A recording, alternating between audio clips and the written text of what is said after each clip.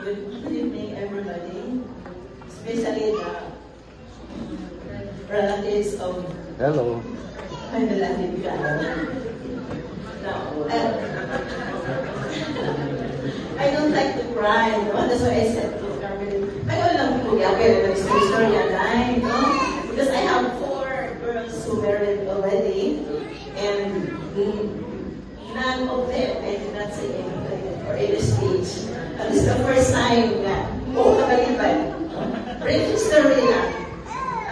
When I heard about Kyle, the first that I asked Carolyn, Inday, how about the parents of Kyle? Okay na sila ni mo. So, Mami, wala naman na yung mama o daddy o mami si Kyle.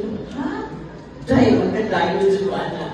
Wala ka brief history lang. My eldest daughter, Maricar, when she got married, no more mommy, only the father. Then, the other one, the next one, my second daughter, married also. Yes. No mother, no father, mother na lang. So, patay na pa lang papa.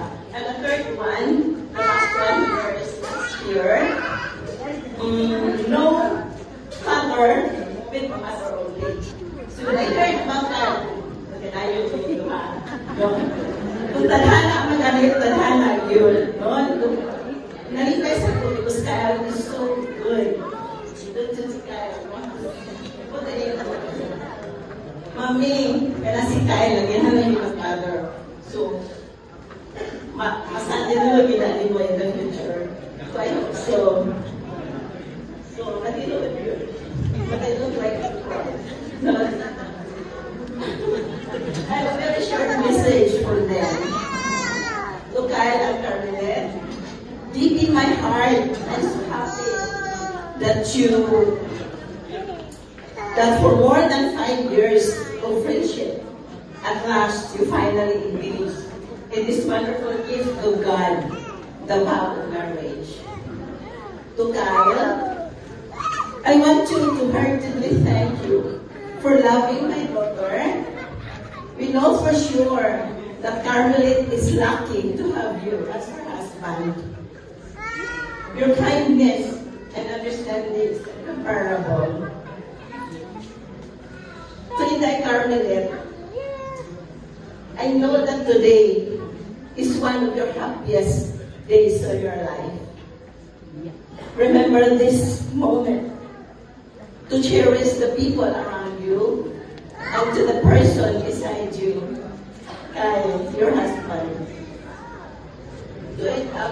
I want you to consider these 3 elements of happy marriage: your unconditional love, your mutual respect, and trust, with sincere trust to each other.